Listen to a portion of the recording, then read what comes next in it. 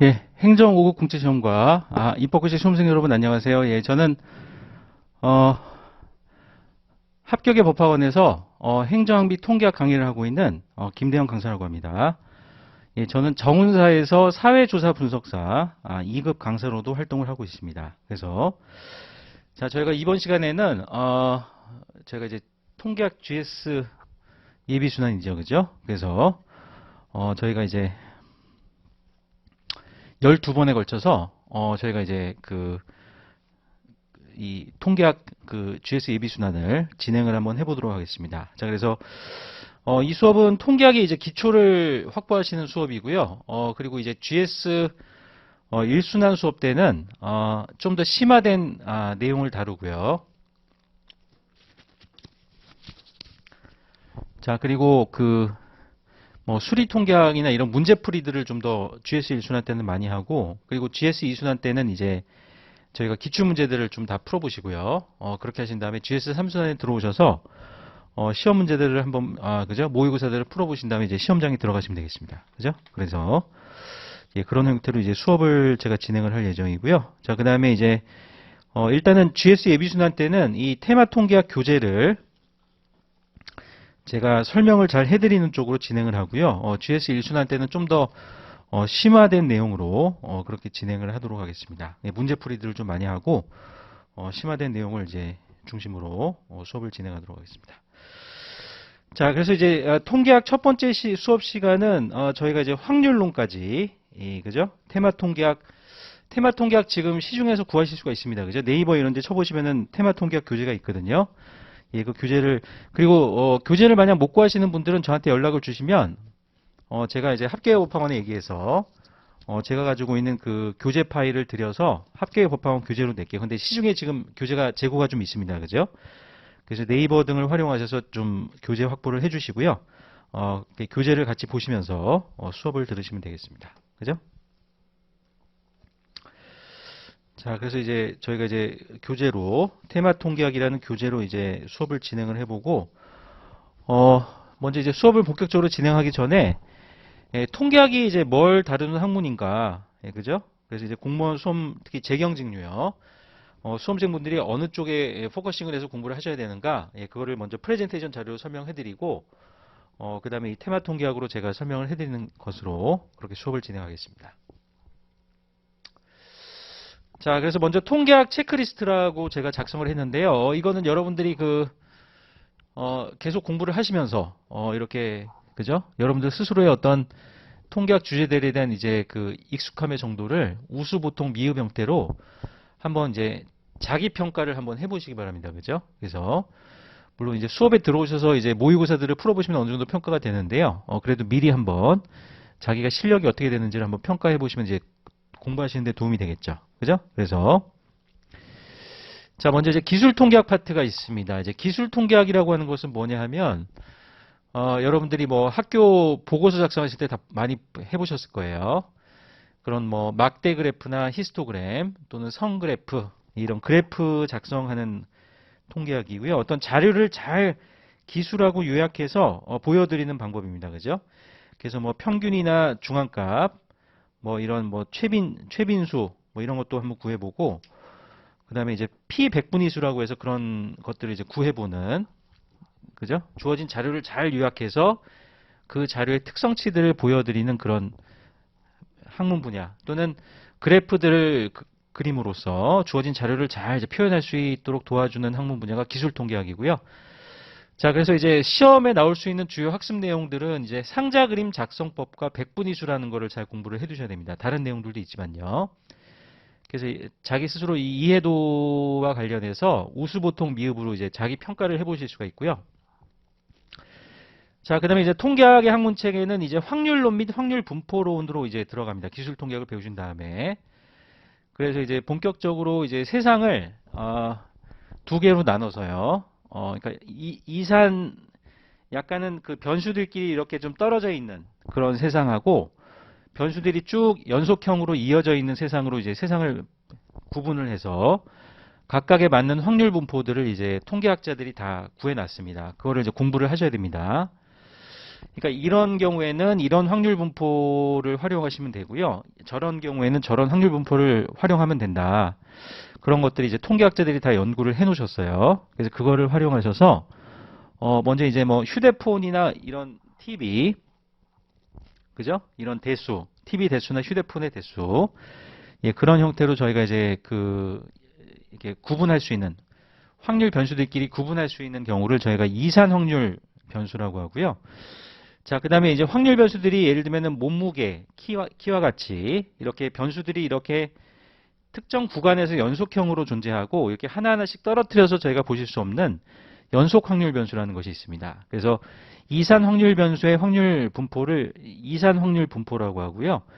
연속 확률 변수의 확률 분포를 연속 확률 분포라고 합니다. 그래서 그 이산 확률 분포에는 저희가 초기화 분포, 이항 분포, 포화송 분포, 지금 용어가 어려우시죠? 무슨 내용인지 하나도 모르실 겁니다.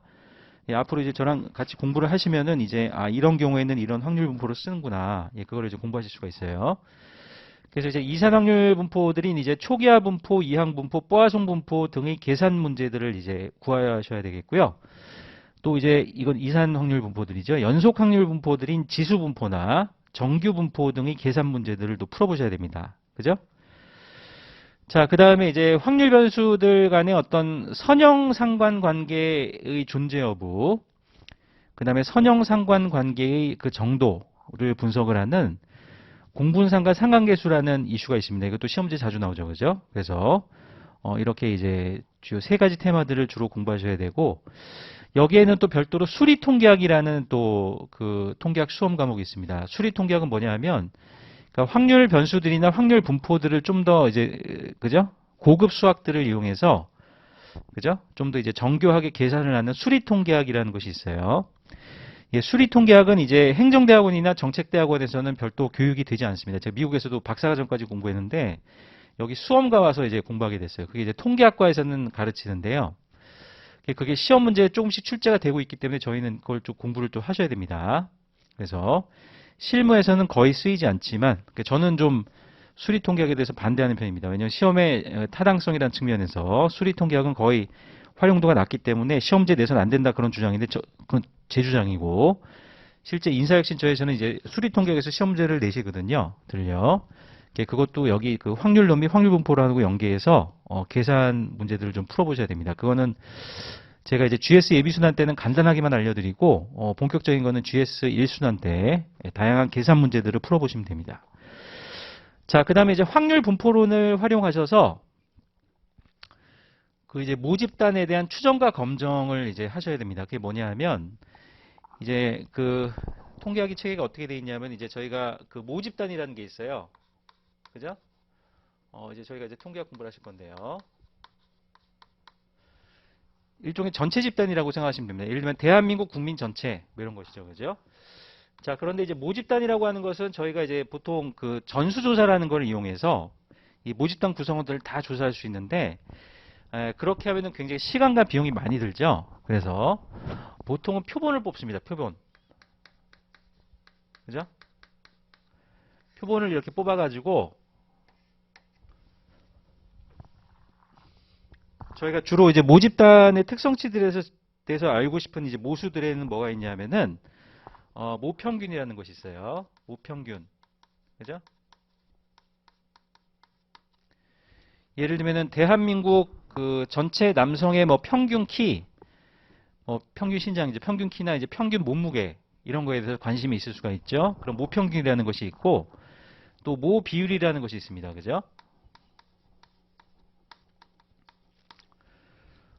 이거는 예를 들면은 대한민국 국민들 중에서 예를 들면 약 5,200만 명 중에서 정부 정책에 대해서 찬성하는 사람들의 비율, 그죠? 예를 들면 뭐 70%, 75% 등의, 그죠? 저희가 관심 있어 하는 이제 전체 그 모집단 전체에서 특정 특성을 가지고 있는 사람들의 비율을 저희가 나타내는 모비율이라는 저희가 모수에 대해서도 관심이 있고요. 그리고 모분산, 그죠?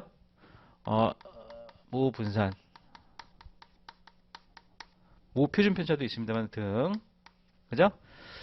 그러니까 모집단의 여러 이제 변수들이요, 확률 변수들이 흩어져 있는 정도, 이 모평균을 중심으로 해서 흩어져 있는 정도를 저희가 이제 계산하실 때는 모 분산이라는 걸 씁니다. 이게 고등학교 때 요즘에 확률과 통계를 아주 잘 공부를 하시고 있으니까 이 모분산 정도는 아시고 있겠죠, 그죠? 모분산이라고 하는 것은 이 모평균을 중심으로 이 확률 변수들이 흩어져 있는 정도. 그래서 그 편차 제곱의 기대값, 예, 그렇게 저희가 이제 표현을 해줍니다. 그냥 편차를 구하시게 되면 항상 0이 나오기 때문에 그렇게 해서는 이제 저희가 모집단의 흩어진 정도를 표현하기가 어렵습니다. 그래서 통계학자분들이 그 확률 변수들이 모평균과의 차이를 나타내는 그 편차를 제곱해서 그거를 이제 모집단 전체에 대해서 다 더한 다음에 그것을 이제 모집단의 그 확률 변수들의 개수로 나누어주는 그런 모분산이라는 저희가 특성치를 이제 도입을 하셨고요. 그렇게 해서 이제 모집단의 어떤 확률 변수들이 흩어져 있는 정도를 이제 모분산으로 표현하기로 하셨습니다. 그죠? 자, 거기다 루트를 씌우시게 되면 이제 모표준 편차가 되는 거죠. 그래서 이런 모수에 대해서 관심이 있는데 보통은 이제 전수조사를 하기가 어렵기 때문에 저희가 나중에 이제 여기 있죠? 표본 추출 방법들.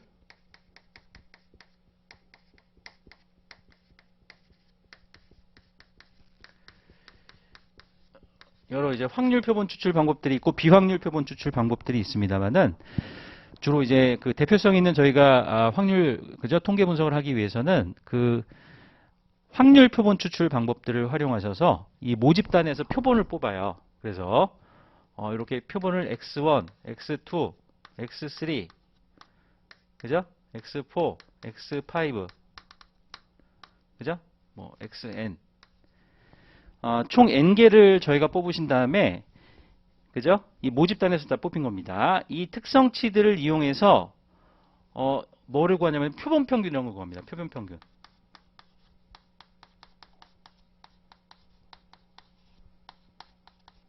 그죠?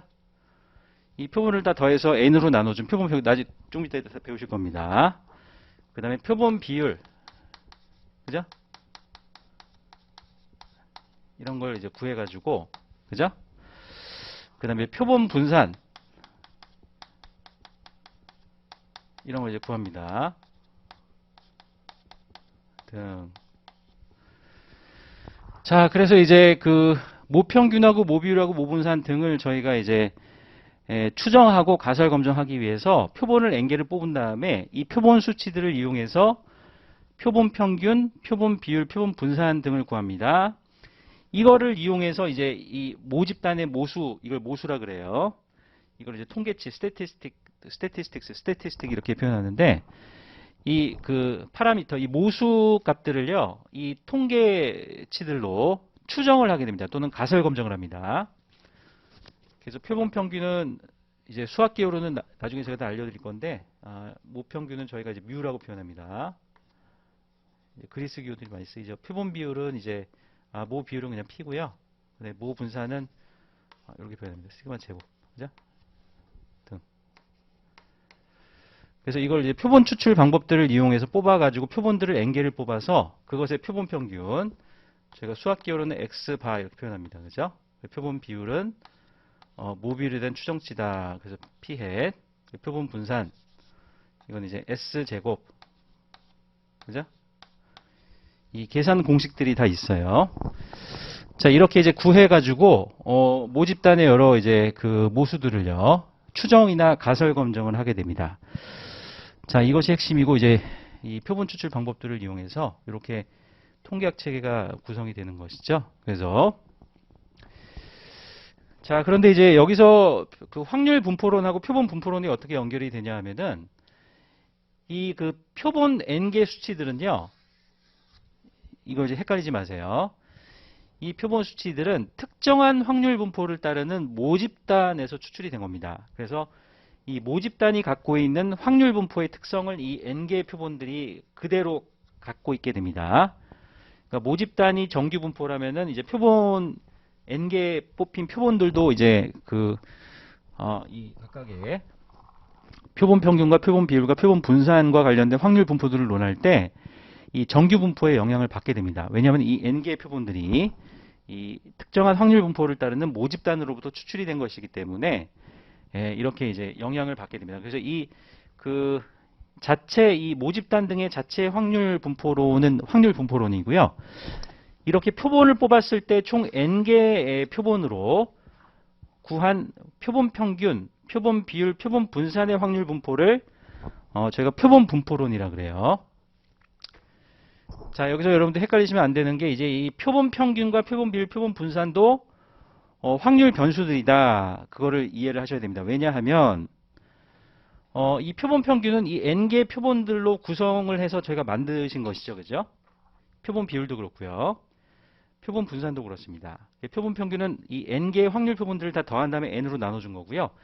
표본 비율 역시 이 표본 비율을 구할 때는 0과 1의 베르ヌ이 확률 변수라고 저희가 뒤에 배우실 겁니다. 그걸 다 더한 다음에 n으로 그러니까 여기서 표본 비율은 표본 평균과 같은 개념이에요.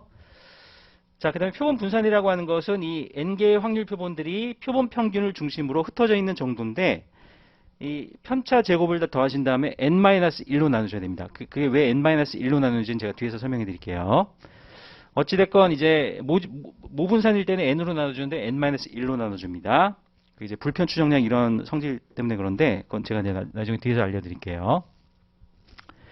그래서 이 x바나 p햇이나 s제곱이 다 이 모집단의 확률 분포를 따르는 n개의 확률 표본들을 구성해서 만든 통계 수치들이기 때문에 이것도 확정치가 아니고 뭔가 이 확률 분포를 갖게 됩니다. 그래서 이 표본 평균의 확률 분포, 표본 비율의 확률 분포, 표본 분산의 확률 분포를 저희가 표본 분포론이라고 합니다.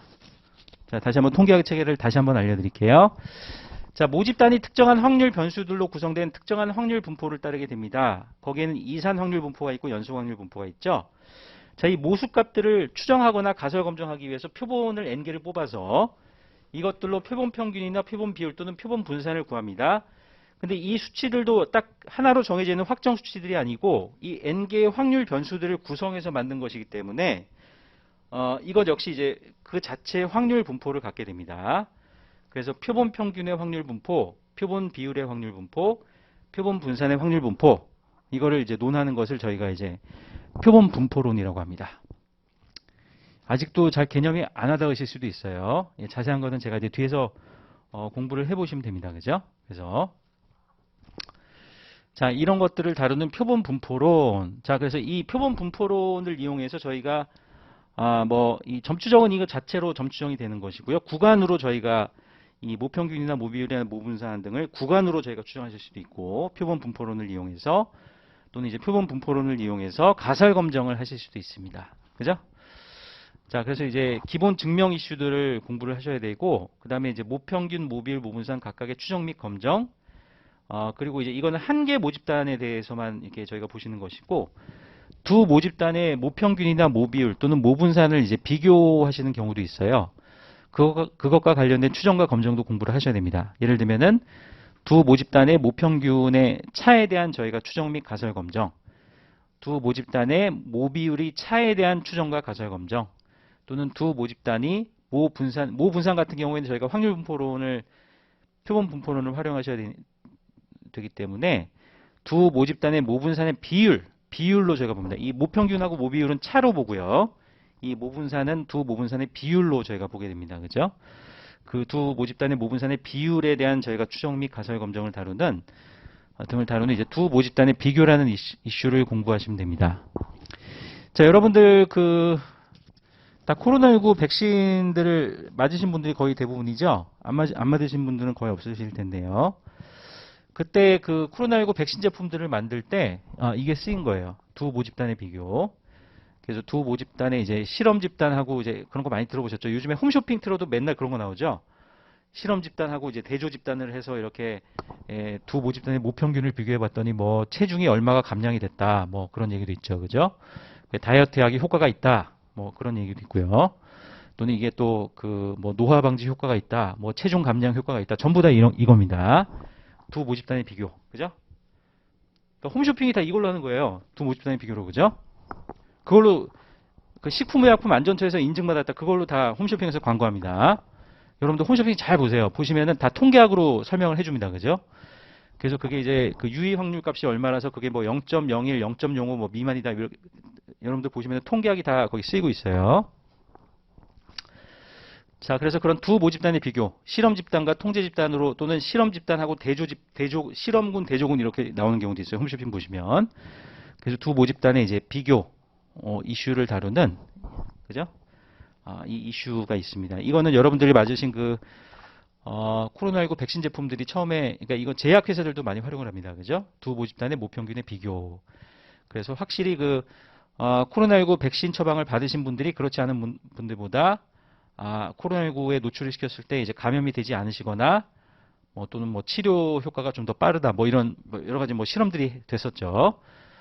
그거를 바탕으로 또 인체에 이게 미치는 어떤 유해성 여부 이런 것들 무해하다 이런 것들이 이제 검증이 돼서 충분히 검증이 된 이제 코로나19 백신 제품들을 저희가 맞으셨는데 그때 이제 두 모집단의 비교, 독립 비교라는 제가 뒤에 배우실 겁니다. 그게 기법이 활용이 된 거예요. 그죠? 자, 그렇게 해서 저희가 이제 공부를 하실 거고요. 자, 그 다음에 이제 분산 분석론이라고 하는 것은 뭐냐 하면은 이제 여기 보시면 모평균, 두 모집단의 모평균의 비교 있죠? 자, 그래서 두 개 모집단만 비교할 때는 괜찮은데 이제 세 개 이상의 모집단이 비교가 될 때는 물론 이제 두 개 모집단도 이제 분산 분석이 되는데 세 개 이상 모집단의 모평균들끼리 차이가 있는지, 그죠?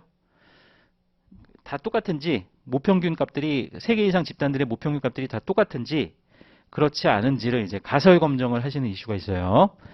그래서 두 모집단의 여기 보시면은 두 모집단의 비교 중에서 두 모집단의 모평균의 차의 동일성 여부, 차가 이제 결국엔 동일성이거든요. 동일성에 대한 가설 검증이 있는데 그 두 개 모집단이 아니고 세 개 이상 모집단의 모평균이 동일한지 아니면은 적어도 어느 하나의 모집단의 모평균이 이제 동일하지가 않아서 그런 이제 그죠? 세 개 이상 집단들 간의 모평균에 적어도 어느 하나의 이제 모평균 값이 달라서 다 이제 다르게 되는 그런 이제 그죠? 그러니까 모든 집단의 모평균 값들이 동일한지 그렇지 않은지를 가설 검증하는 그런 이슈를 다루는 이제 분산 분석론이 활용이 될 수가 있습니다. 자, 그래서 분산 분석론도 딱 이론의 틀이 정해져 있어요. 그래서 거기에 맞게 여러분들이 이제 공부를 하시면 됩니다. 자, 그다음에 여러분들 많이 쓰시는 회귀 분석론이 이제 공부가 될 예정입니다. 자, 회귀 분석론은 뭐냐면은 여러분들 경제학 재경증류시니까 경제학 많이 배우셨죠? 그래서 경제학 이제 보시면은 거의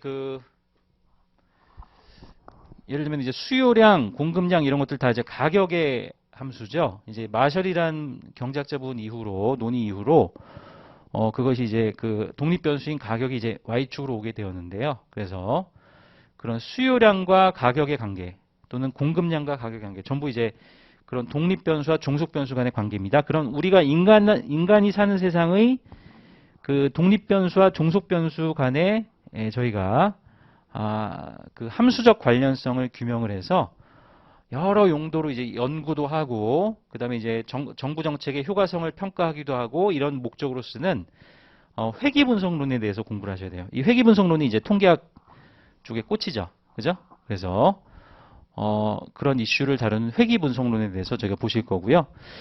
자, 그래서 회귀 분석론 그러니까 지금은 들으셔도 막 하나도 모르세요. 모르시는 게 정상이죠.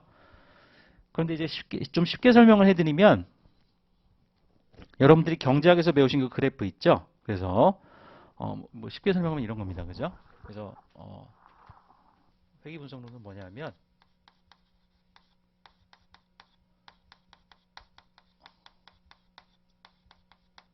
그죠? 수요량은 그죠?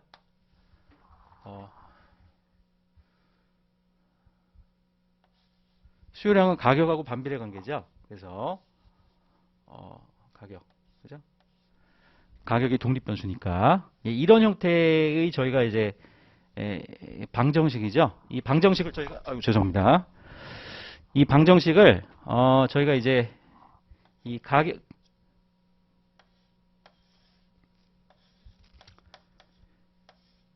자, 이런 이제 가격이라는 독립 변수의 데이터 셋하고 예를 들면 n개라고 할게요. n개. 그리고 각각의 가격 수준에 대응이 되는 수요량이라는 n개의 데이터셋을 저희가 확보하셔서 그러니까 총 데이터셋을 구성하고 있는 데이터 개수는 2n개고요. 이 데이터 세트 총 n개의 데이터 세트들을 요 각각을 데이터 세트라고 볼게요. 그러면 이제 총 n개의 데이터 세트들을 이용해서 이걸 이제 회귀 분석이라는 방법이 있습니다. 이 함수식을 도출하기 위한 회귀 분석이라는 방법 딱 정해져 있는 게 있어요. 뭐 최소 자승법, 뭐 최후 추정법 이렇게. 근데 되게 결론이 같은데 제가 뒤에서 알려드릴 겁니다. 그 딱 거기 딱 넣으시면은 이게 이 방정식이 나와요. 이걸 그 알파라고 하는 수치하고 베타라는 수치를 저희가 도출하고 이거를 또 추정하고 가설 검증하기도 합니다. 그런 이슈 등을 다루는 회귀 분석론에 대해서 공부를 하셔야 됩니다. 그죠? 여러분들이 경작에서 배우시는 그 수요 곡선과 공급 곡선이 이 실제 분석이 될 때는 회귀 분석론을 통해서 이제 분석이 된다. 자, 그리고 이제 경작 이론들도 다 그 경작 이론들이 맞는지 틀리는지를 검증을 할 때 이 회귀 분석론이 활용이 됩니다. 그래서 그런 이슈들을 다루는 이제 회귀 분석론. 이건 이제 단순 선형 회귀 분석이라고 하고요. 독립 변수가 하나죠. 근데 그 경작에서 그 공부하셨던 세테리스 페리버스 있죠? 다른 변수들이 고정돼 있다는 전제하에. 실제로는 이제 수요량에 영향을 줄 수 있는 요인이 여러 가지가 있잖아요. 그죠? 뭐 감마, 뭐 소득도 있고 등등등. 그죠? 이렇게 여러 변수들을 동시에 다루는 경우를 저희가 이제 이용의 선형만 배우고요. 다중 선형 회귀 분석론. 이렇게 이제 특정 독립 변수하고 종속 변수 간의 함수 관련성을 규명할 때는 단순 선형 회귀 분석론. 이런 이슈들을 저희가 이제 공부하실 겁니다. 그죠? 그래서 이 회귀 분석론에 대해서 공부를 하실 거고요. 물론 이제 곡선 회귀라는 것도 있습니다만 저희가 행정 590 시험에서는 주로 이제 선형 회귀 분석을 중심으로 논의가 됩니다. 그래서 단순 선형 회귀 분석론, 최소 자승법하고 최후 추정법, 그리고 다중 선형 회귀 분석론. 그러니까 이 전부 다 이제 종속 변수는 하나인데 독립 변수가 하나인지 또는 여러 개인지에 따라서 독립 변수가 하나일 때를 단순 선형 회귀 분석론, 독립 변수들이 여러 개일 때를 다중 선형 회귀 분석론 이렇게 합니다. 그래서 최소 자승법과 최후 추정법 이런 것들을 공부하셔야 되고요. 자, 그다음에 뭐 추정과 가설 검정 뭐 이런 것 등등을 배우시게 됩니다. 그다음에 회귀 분석의 기본 과정들이라는 것이 있는데 그 회귀 분석의 기본 과정들이 파괴가 됐을 때 어떻게 대응 방안들을 활용하셔서 그죠? 기본 과정들 파괴를 어떻게 극복을 하실 것인지를 논하시는 그런 이슈들을 통계학 이슈들을 공부하셔야 되고 실제 그 기출문제들로 나왔습니다. 그런 것들을 주로 공부하시면 되겠습니다. 기타 이제 범주형 자료 분석론, 또 뭐 비모수 통계학 이런 것도 있습니다. 기초시계열 분석론. 기초시계열 분석론은 약간은 좀 뭐라 그럴까? 이 회귀 분석론하고 좀 연결됩니다. 그 다음에 표본 추출론. 그 다음에 이제 두 확률 변수들 간의 선형 상관관계를 분석하는 상관 분석론. 그 다음에 비모수 통계학 등. 그죠? 그래서 이런 이슈들을 주로 공부하시면은 이제 통계학을 다 공부하신 것이고요. 이렇게 저희가 보시면은 굉장히 뭐 통계학이 별로 단순한 것 같은데 이게 굉장히 쓰이는 곳이 많죠. 그래서 깜짝 놀라실 겁니다. 제가 이제 그 보여드릴 건데 이걸 지울게요. 그죠? 자, 경제학도 그렇지만은 통계학이 왜 필요한 학문인가 하면은 자원은 유한한데 그죠?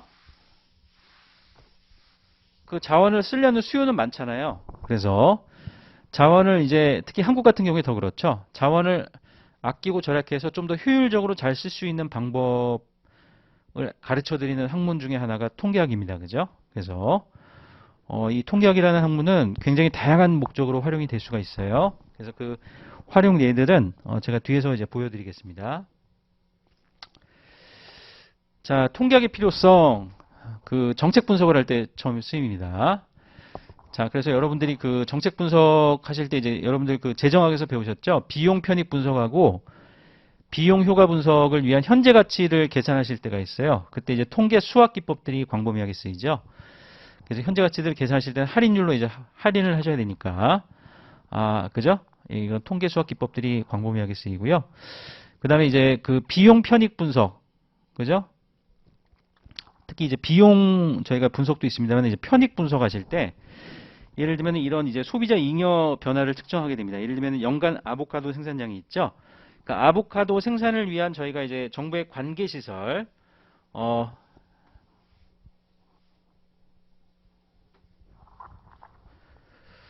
그죠? 그래서 아이고.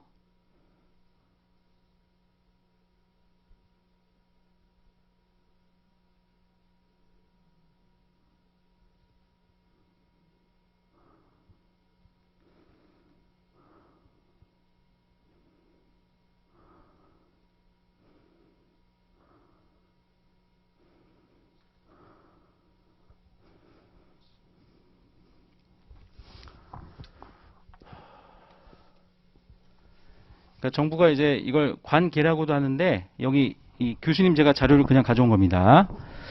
여기서 관계 시설이라고 할 때는 이제 아보카도 생산과 관련된 어떤 그 용수 공급 등과 관계되어 있는 시설 그렇게 제가 볼게요. 그죠? 이 교수님 자료를 제가 그대로 가져온 거기 때문에 관계 시설이라고 하기도 하는데 여기서 관계 시설이라고 하는 것은 아보카도의 생산에 필요한 그 물을 그 공급하는 것과 관계가 되어 있는 시설 그렇게 제가 보겠습니다.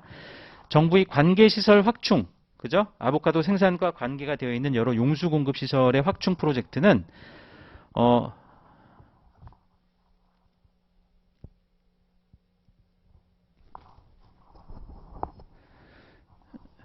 그죠? 이게 죄송합니다만은 이게 그림이라 제가 수정할 수가 없거든요. 그래서 여기 아모카도라고 되어 있는데 아보카도로 좀 바꿔주세요. 죄송합니다. 아보카도 나무 재배 비용을 감소시킵니다. 따라서 공급 곡선이 SA-로 이동을 하게 되고요. 그래서 가격의 하락은 소비자 잉여를 BCGD만큼 증가시킵니다. 그러니까 정부에서 관계시설 그 확충 프로젝트가 투자 프로젝트죠. 이 투자 프로젝트를 하셨을 때 이제 편익을 어떻게 계산하냐면은 이 공급업자들이 직면하는 공급 곡선이 이제 비용이 낮아지니까 밑으로 내려가요. 이렇게 되면서 이제 아보카도의 가격이 내려가면서 소비자 잉여가 증가하게 됩니다. 이 소비자 잉여가 증가한 사다리꼴의 면적을 계산하실 때, 이 수요 곡선과 공급 곡선을 제가 이 경우에는 수평이니까 그죠? 공급 곡선은 제가 크게 추정하실 게 없고, 근데 보통은 이제 우상향하는 거면 다 추정을 하셔야 됩니다. 이 우하향하는 저희가 수요 곡선, 그죠? 또는 우상향하는 공급 곡선인 경우에는 그런 것들을 다 곡선 추정을 하셔야 됩니다. 그 추정을 하실 때 아까 제가 알려드렸던 회귀분석론이 쓰이는 거예요. 그 회귀분석론을 이용하셔서 이 아보카도 수요 곡선을 추정하셔서 이렇게 바뀌었을 때 사다리꼴의 면적을 적분, 인테그랄을 이용해서 계산하시면 그것이 아보카도 그 투자 프로젝트 이 시설에 이거는 죄송합니다. 제가 이제 포토샵 이게 고쳐지지가 않습니다. 이거는 제가 따로 수업 프레젠테이션 자료는 수정하지 않을 거고요. 이거를 좀 아보카도로 좀 바꿔주세요. 그리고 관계시설, 여기서의 관계시설은 I로 관계시설, 여기서는 이제 아보카도 생산과 관계가 되어 있는 시설이다. 물 공급 등에 그렇게 이해를 좀 해주시기 바랍니다. 자, 그래서 이제 이렇게 해서 편익을 계산하시는 겁니다. 그죠? 이렇게 해서. 자, 이것이 여러 기간에 걸쳐져 있다. 미래, 그죠? 그러면 이거를 각각의 기간별로 다, 그 회귀 분석으로 수요 곡선을 추정하고, 이 경우는 공급선 추정이 안 됩니다. 근데 필요한 경우 우상향하면 공급선 추정해서 이 소비자 잉여의 변화분을 다 적분으로 계산하신 다음에, 그거를 이제 기간별로 다 계산이 되겠죠? 그거를 이제 현재 가치로 계산하실 때는 그 할인율로, 1 플러스 할인율의 n승, 이런 형태로 해서 다, 계산하시면 그 관계시설 확충 투자 프로젝트의 어떤 편익 계산이 될 수 있죠. 이걸 하실 때 저희가 이제 공부하시는 회귀분석론이 쓰일 수가 있다. 여러분들이 그 기획재정부나 아니면은 다른 정부 부처들에 가셔서 이런 뭐 농림축산식품부에 가실 수도 있고요. 이런 이제 정부의 관계시설 확충 프로젝트 등의 투자 프로젝트들의 어떤 비용 편익 분석을 하실 때 회귀분석론이 쓰일 수가 있다. 그렇게 알아두시면 되겠습니다. 자, 기타 정책 분석을 위한 기초 자료를 조사할 때 기술 통계학의 평균 분산 표준 편차, 도수 분포표, 파이 그래프, 막대 그래프, 히스토그램 등이 광범위하게 쓰이게 됩니다. 그죠? 그러니까 정부에서 조 단위로 투자 의사 결정하실 때 이게 회귀 분석 이런 걸 쓴다고요. 인테그랄하고. 그죠? 예.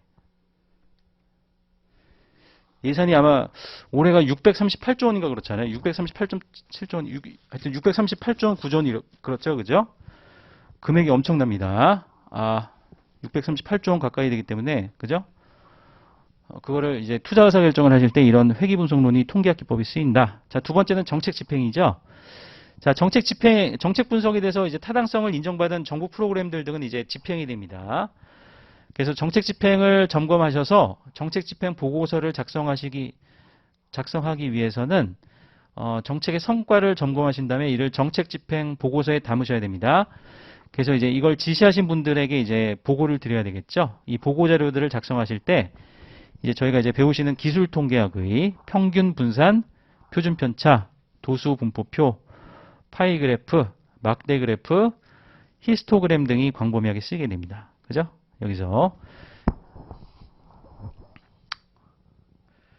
여기서는 이제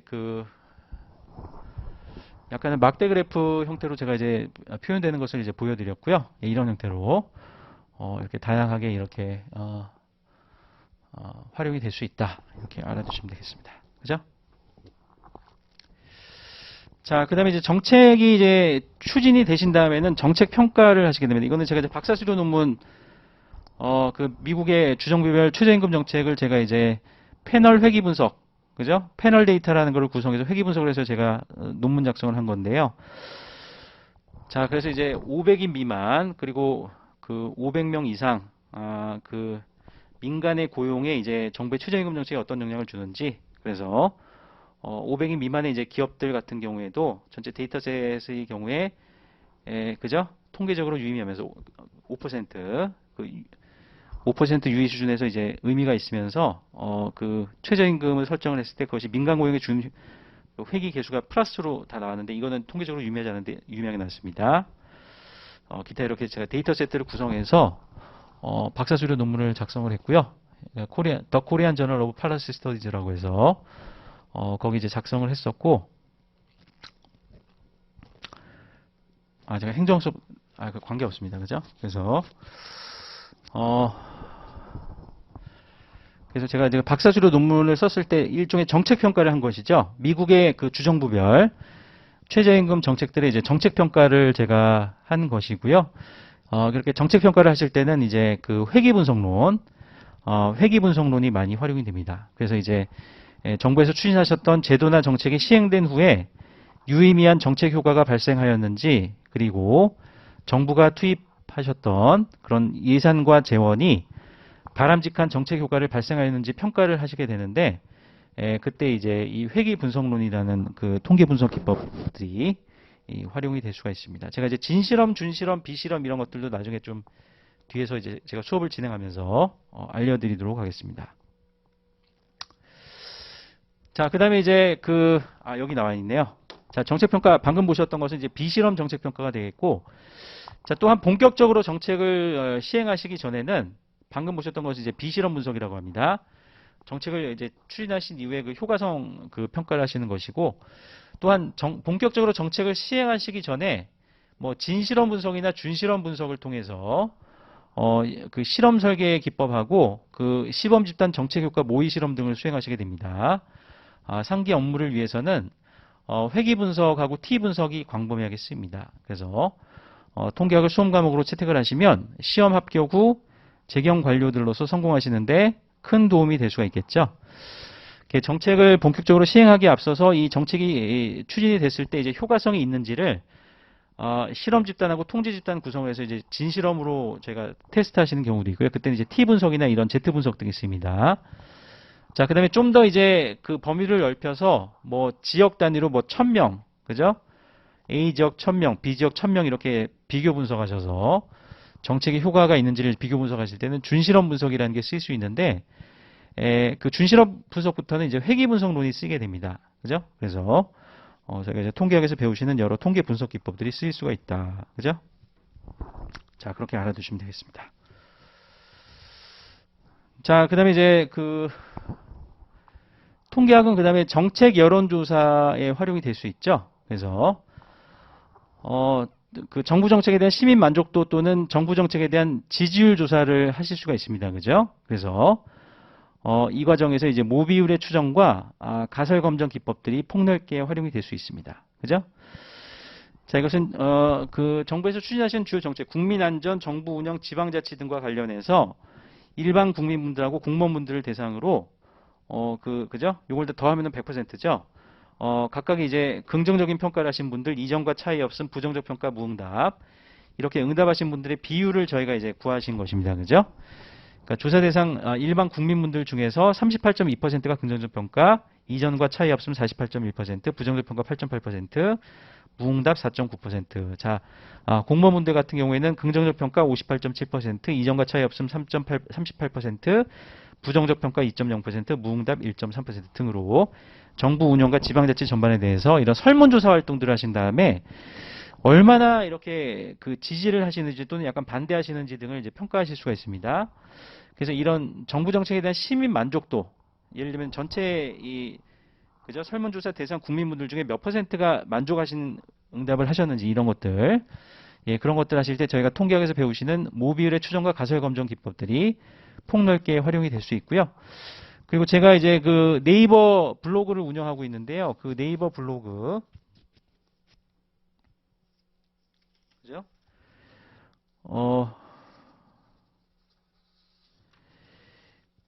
그 유튜브에 김대현 강사의 그 테마 경영학 강의들 또는 테마 행정학 강의들 치시면 유튜브 채널이 나오고 거기 링크를 제가 다 시켜놨습니다. 그죠? 또는 네이버 블로그 가서 김대현 강사 이렇게 치시면 이제 카페 그 블로그들이 있는데요. 그 블로그들하고 연계해서 그 네이버 카페에다 제가 또 사회조사 분석사 2급 카페를 구성해 놨는데 거기 들어가 보시면 다양한 통계 분석 내용들이 올라와 있으니까 필요하신 분들은 거기도 좀 참조를 하시면 되겠습니다. 그죠? 그리고 이제 시민 만족도를 또 저희가 그 조사 분석을 하실 때는 모비율의 추정과 가설 검정 기법들 말고도 모평균의 추정과 가설 검정 기법들도 활용이 될 수 있다. 그죠? 자, 그런 내용들 뒤에서 다 제가 보실 겁니다. 예, 이렇게 공부하시면 되겠습니다. 그러니까 이거를 저희가 응용한 것이 뭐가 되겠습니까? 그 내년에 총선이 있잖아요. 선거 여론조사죠. 제가 이제 그 사회조사 분석사 2급 카페도 네이버 카페도 올려놨는데요. 선거에서 이제 뭐 A 후보 지지율 몇 %, B 후보 지지율 몇 %, 대통령 선거도 있지만 국회의원분들하고 그 지방 선거들이 있잖아요. 거기서 이제 그죠? 그런 것들이 굉장히 최근에 이제 국민의힘 이런데 그 전당대회 하셨잖아요. 거기서 이제 당 대표가 뽑혔죠. 그 전부 이제 비율입니다. 모비율에 대한 추정과 가설 검정 기법들이 활용이 된다고 보시면 되겠고 굉장히 통계학이 중요한 것이죠. 그죠? 네, 중요합니다. 그리고 내년에 총선이 있으니까 아마 지금 정당들은 다 미리 여론조사 활동들을 하셔서 어떤 후보들이 이제 출마하셨을 때 되실 수가 있는지 이런 것들을 다 전부 여론조사입니다. 그죠? 굉장히 중요한 거죠? 통계학이 굉장히 중요한 겁니다.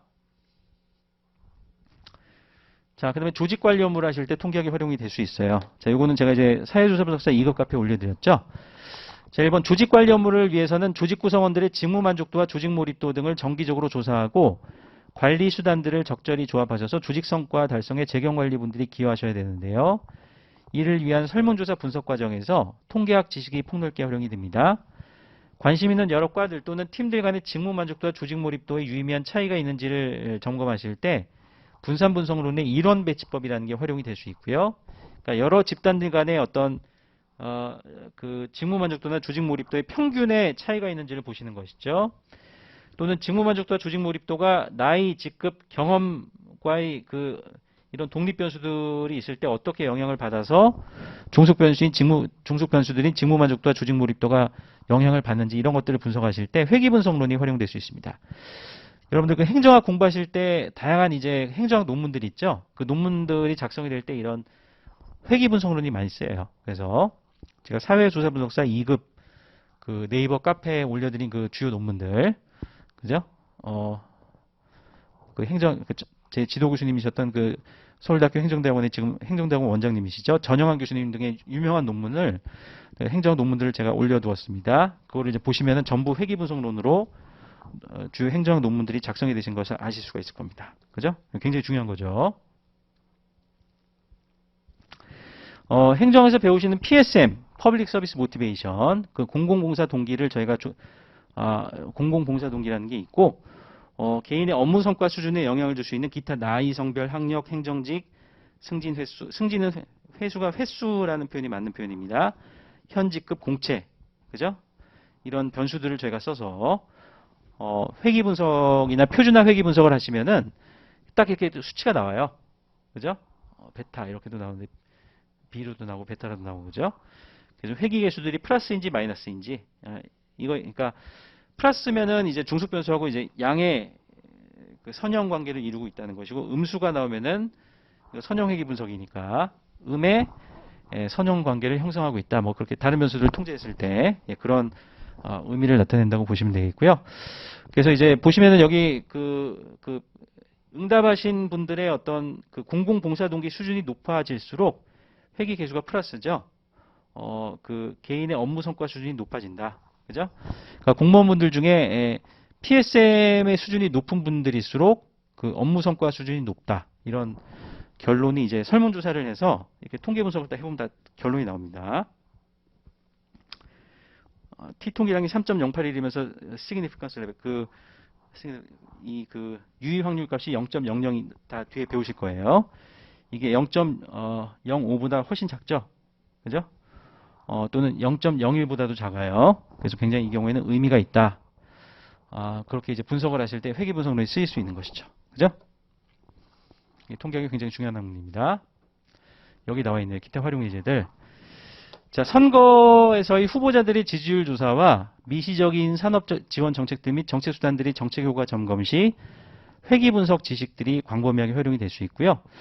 자, 그리고 여러분들 오늘 제가 경제정책 방향이라는 기획재정부 자료를 나눠드렸는데, 보통 이제 이런 내년도 경제정책 수립을 하실 때는 이제 경제 성장률을 예측을 하게 됩니다. 그런 걸 예측을 하실 때 저희가 시계열 회귀 분석론 배우신 것이 약간 응용이 돼서 그죠? 케인지안의 어떤 전통적인 어떤 시계열 회귀 방정식 모형 또는 또는 DSG with friction 모형 이런 것들도 있는데 그런 이제 그 시계열 회귀 분석론 등을 활용해서 내년도 경제 성장률을 예측하실 때 저희가 통계학에서 배우시는 내용이 다 쓰인다고 보시면 됩니다. 그래서 마찰 요인이 감안된 DSG 모형이나 또는 회귀 분석에 입각한 시차 방정식 모형 등을 활용하셔서 또는 또 바라는 모형도 있어요. VAR. 비디오 판독 할 때 바 아니고 그죠? 벡터 오토 리그레션이라 그래서 벡터 자기 회귀 모형. 그죠? 자기 회귀 모형 그런 통계 분석 기법이 있습니다. 그런 것들 등을 활용해서 경제 성장률 예측을 하실 때 이제 시계열 회귀 분석론 이런 지식이 좀 응용이 돼서 활용이 될 수가 있습니다. 근데 약간은 고급 상기 거시계량 경제 모형의 분석은 통계학의 범위를 넘어서는 고급 계량 분석의 영역입니다. 근데 통계학에서 배우시는 배우시는요. 통계에서 기초 지식들이 유용하게 활용이 될 수 있어요. 그죠? 이게 굉장히 통계학은 중요하다. 그죠? 그 내용이 되겠습니다. 자, 그래서 역대 기출문제들을 좀 보시면 주로 이런 쪽에서 나옵니다. 주로. 제가 아까 언급을 해드렸던 확률 변수론, 확률 분포론, 그 다음에 이제 모평균의 추검정, 모비율의 추검정 이런 것들도 있는데 회귀 분석론, 또 분할표 분석이라는 게 있어요. 이건 제가 이제 뒤에서 해드릴 예정이고 표본 추출론에서도 한번 나왔었는데 주로 이제 제가 이게 굵은 글씨로 해드린 회귀 분석론, 확률 변수론, 확률 분포론, 그 다음에 모평균의 추검정, 모비율의 추검정도 있습니다만은 5분산도 있는데 자 이런 형태에서 주로 나오고 그런데 이제 2016년도 이후 2022년도에는 이런 패턴으로 나왔는데 최근에는 이제 수리 통계학 쪽이 좀 나오기 시작했어요. 그전에는 안 나왔던 겁니다. 2020년 이후로 2021년, 2022년 이런 때 보시면 수리 통계학이 이제 나오기 시작했어요. 전에는 한 번도 안 나왔죠? 안 나왔던 건데 갑자기 이제 그죠? 수리 통계학이라는 것이 갑자기 출제가 되면서 그죠? 실무에서 안 쓰이는 건데 그게 들어왔기 때문에 이제 그것도 공부를 하셔야 됩니다. 예, 그것도 제가 GS 1수년 때 다뤄드리니까 그렇게 이제 수리 통계학이랑 같이 해서 이제 공부를 하시면 되겠습니다. 그죠? 야코비안 행렬식 결합 확률 밀도함수 이런 거 이용해서 약간 복잡하게 저희가 수학 계산을 하는 게 있어요.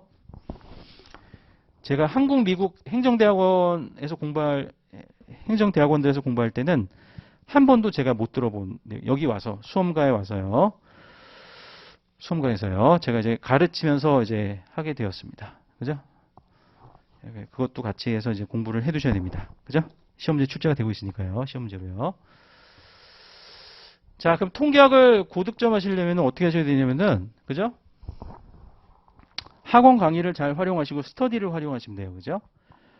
김대현 강사는 이제 수험생분들을 대신해가지고 단연간 통계학을 학습하면서 알기 쉽게 수험생분들에게 설명해주는 역할을 하고 있습니다. 그래서 학원 강의를 중심으로 예습과 복습을 철저히 진행을 하시면 단기간 내에 합격하실 수 있고요. 제가 이제 여러 합격생분들을 배출했었죠. 또한 충분한 연습 문제 풀이와 답안지 작성 연습이 무엇보다도 중요하죠. 자, 스터디를 잘 활용하셔야 됩니다. 혼자 공부를 하시게 되면은 쉽게 지치고 진도 관리에 어려울 수가 있습니다. 그래서 5명 내에서 스터디 그룹을 형성하셔. 또 너무 많으면은 이제 스터디가 잘 안 되죠. 5명 내에서 스터디 그룹을 형성을 하셔가지고 활용하시면 수험 기간 동안 스트레스 해소 및 공부에 도움이 되죠. 그래서 이제 학원 강의와 스터디 그룹을 잘 활용을 하시면은 단기간 내에 합격하실 수가 있어요. 그죠? 예, 감사합니다. 자, 저희가 이제 그 통계학, 그죠? 통계학을 제가 이제 전체적으로 설명을 한번 해드렸고, 그래서 이렇게 이제 공부하실 때 통계학을 이제 활용하시면 되겠습니다. 그래서 그죠? 그래서 통계학이라고 하는 것은 이제 그 정부에서도 많이 쓰이지만 민간 기업들도 품질 관리나 뭐 식스시그마 이런 품질 관리 기법들이 다 통계학을 기반으로 한 겁니다. 통계학이 굉장히 중요하고 뭐 마케팅 그 설문조사와 그 결과의 분석, 마케팅 효과성 경로 분석 이런 거 할 때 전부 통계학을 쓰게 됩니다. 그리고 이제 기획이나 이런 그 조직 성과 평가나 아니면은 또 그 선발 도구의 어떤 신뢰성과 타당성 검증 이런 거 할 때 상관 관계 분석론 또는 그죠? 미래 예상되는 이제 예상 성과 점수의 추정 이런 거 하실 때 이제 회귀 분석론 이런 것들이 다양하게 그 인사 노무 관리론, 경영 조직론 이런 데 다 쓰게 됩니다. 그죠? 마케팅, 경영 전략, 경영 전략의 효과성 검증, 조직 구조 개편의 효과성 검증 이런 거 하실 때 전부 회귀 분석론이 쓰일 수 있고요. 또 새롭게 도입된 이제 경영 전략들이나 품질 관리 기법들의 효과성 검증하실 때 또 단절적 시계열 서역의 분석 이런 것 등이 활용이 될 수가 있겠습니다. 그래서 굉장히 중요한 것이죠, 통계학이. 또 금융기관들이나 이런 그죠?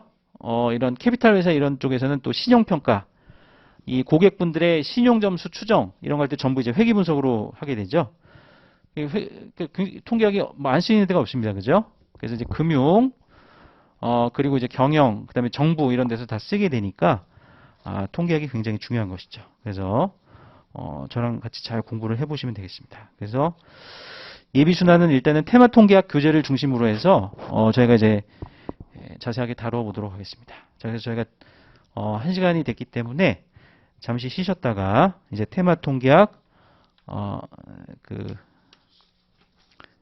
저희가 6페이지부터 이제 제가 테마 통계학 이 교재를 보면서 이제 진도를 제가 진행하도록 하겠습니다.